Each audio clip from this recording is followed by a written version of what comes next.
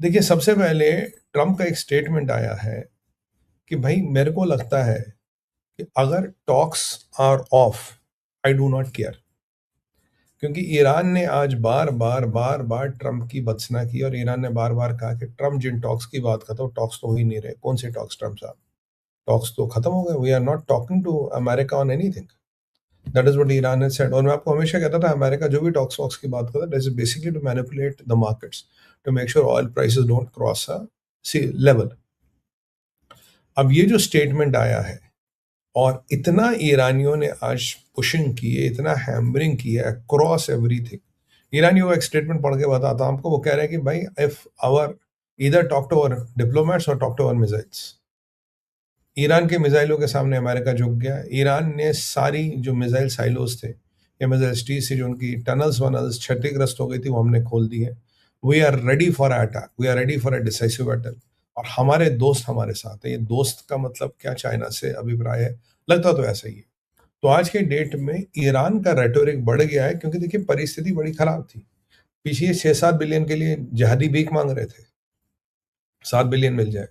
और पेजेस्कियन का जो रेजिग्नेशन का चीज सामने आई थी उसको लेके मुझे लगता है कि उसमें भी यू टर्न हो गया क्योंकि पेजेस्कियन का स्टेटमेंट आया है फाइनली अभी अभी थोड़ी देर पहले, भाई मैं मरते दम तक आईआरजीसी की नौकरी करूंगा। तो भाई बात तो वही है ना, बोल देगा कि अगर छोड़ देगा तो मार देंगे। तो अब तेरे पास एक ही विकल्प है, मरते दम तक हमारी नौकरी कर, क्योंकि which is applicable either way. If you leave will kill you now. तो मतलब last you are working for us before you died.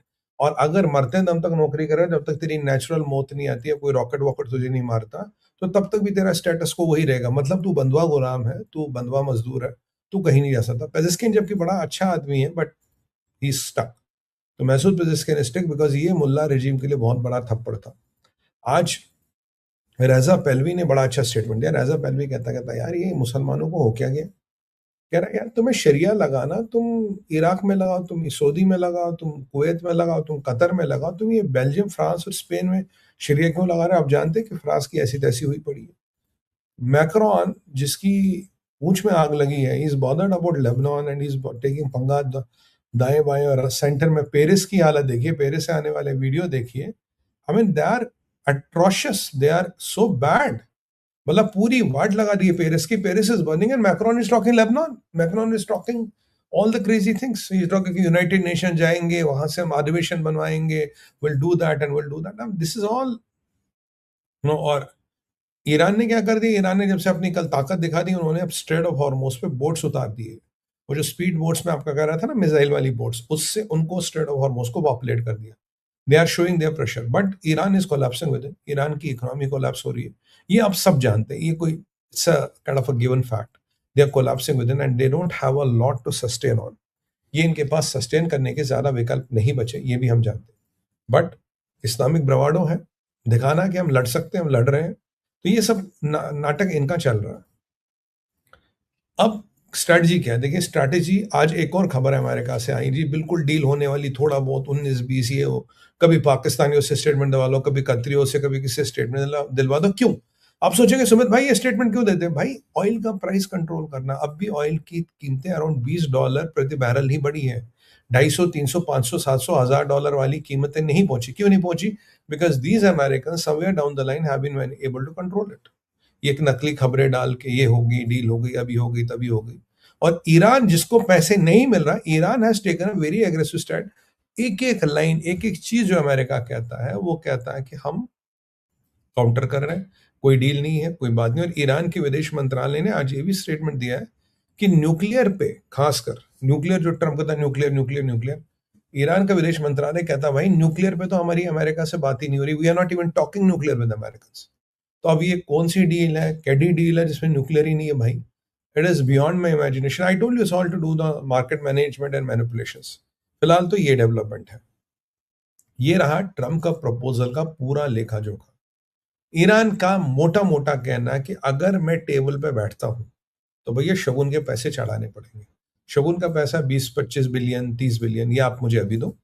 अगर मैं डील का आरओआई निकाल दूं, मैं आपको जरा दूसरी भाषा में समझा रहा हूं, तो भैया मेरे को 350, 200, 250, 100 जो भी मतलब हाथ लग जाए वो बिलियन दो। इंशाल्लाह फिर हम डील पे बात करेंगे और न्यूक्लियर वुक्लियर की बातें बाद में करेंगे, नहीं तो स्ट्रेट ऑफ हॉर्मोस हम तुम्हारा बंद है, तुम देखो कि आप स्ट्रेट ऑफ हॉर्मोस आप जानते हैं यू के शेप में, अब जो शिप गए हैं वो फंस गए चुके हैं। अब इन शिपों के निकलने का रास्ता है नहीं, निकलना वहीं से है। और जो ओमान के साइड का कोस्ट था जहां ट्रंप ने एक एक्सपेरिमेंट किया था एक टैंकर निकाल के, उस पर इन्होंने माइंस लगा दिए हैं। और माइंस की कहानी अब थोड़ा आगे बढ़ती है, राइट। माइंस की कहानी थोड़ा आगे बढ़ती है।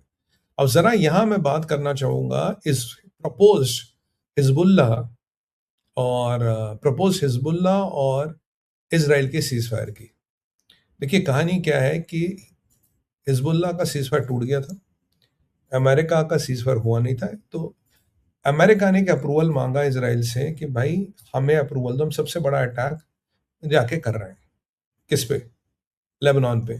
क्योंकि जो वहाँ का प्राइम मिनिस्टर है वो बदमाशी कर रहा है, वो इस्लामिक कार्ड खेल रहा है, नहीं जी इसराइल की स्कॉच अर्थ पॉलिसी है, ये है वो है, भाई इसराइलियों को निकालो हटाओ। वो जो दुर्ग, वो जो किला उन्होंने क्रूसेडर्स का कब्जे में लिया है, which is symbolic in nature, but उससे Galilee city gets fully kind of secured. तो after that they are really rattled, they don't know what to do. और जब ये हुआ तो ये माना जाता कि मार्को रूबियो ने ट्रंप से बात की, मार्को रूबियो ने ट्रंप से बात की, और दोपहर को करीब 5-6 बजे तक भारतीय टाइम ये खबर थी कि ट्रंप ने गो अहेड दे दिया, बोला ठोक दो सबको, सबकी मैयत बना दो, सबका जनाजा उठा दो। और Israelis well waiting for this go ahead because they want to dismantle Hezbollah. मैं आपको बार बार कह रहा हूं, Hezbollah is a permanent threat to Israel. जब ये गो अहेड मिला तो पूरा उम्मत कम काम गई, क्योंकि अब अमेरिका का गो अहेड इसराइल को मतलब is a bull in the China shop. तो उनको पूरा वो मिल गया, वो तो सबको खत्म कर देते। इन्होंने जो बेरूत है, टायर छोड़िए, धैया छोड़िए, बेरूत तक इन्होंने इवैक्यूएशन नोटिस डाल दिए, पर्चे डाल दिए कि भैया ये लो, बेरूत खाली करो। और जो हमेशा इसराइल कट्स कहते थे, जो मैं आपको हमेशा कहता था, इनका अगला निशाना इसराइल का बेरूत होगा। They will not stop anything less than Beirut, because Beirut का गिरना जरूरी है। जब तक बेरूत नहीं गिरेगा, they will not have a status wherein it is kind of done. तो बेरूत को लेके इनका निशाना था, और अब बेरूत का एस्केलेशन बहुत बड़ा एस्केलेशन था, क्योंकि यहां हिजबुल्लाह की हालत पतली हो गई। और एक पोस्ट है, जरा मैं आपको दिखाना चाहता हूँ, अभी ट्रंप का पोस्ट आया, let me show you that post. मैं आपको अभी पोस्ट दिखा रहा हूँ, ट्रंप का एक पोस्ट आया है इसराइल सीज फायर को लेके। Let me show, I have the post, मैं आपको दिखा रहा हूँ। देखिए ये अभी पोस्ट आया है कि I had a very productive call with, ये अभी अभी हुआ, that's hot of the plate. I had a very productive call with Bibi Netanyahu of Israel, and there will be no troops going to Beirut. क्योंकि मैंने कहा था सारा लफड़ा बेरूत को लेके कि there will be no troops going to Beirut, and any troops that are on their way have already been turned back. उनको वापस आने के लिए बोल दिया गया है, right? Likewise, through highly placed representatives, I had a very good call with Hezbollah, and they agreed that all the shooting will stop. Israel will not attack them, and they will not attack Israel, President Trump. अब यहाँ पे थोड़ी situation turn हो गई है, क्योंकि ये जो आप पढ़ रहे हैं, जो आप अपने स्क्रीन पे देख रहे हैं, ये ट्रंप की सो कॉल्ड डील है इसराइल की हिजबुल्लाह के साथ। इसराइल की लेबनान के साथ डील नहीं है, और लेबनान की सुरक्षा का दायित्व हिजबुल्लाह पे है। मैं आपको बताता हूँ कैसे। पहले सर आप ये पढ़िए, अगर आपने पढ़ा, मैं I keep my I hold my thoughts for 10 seconds.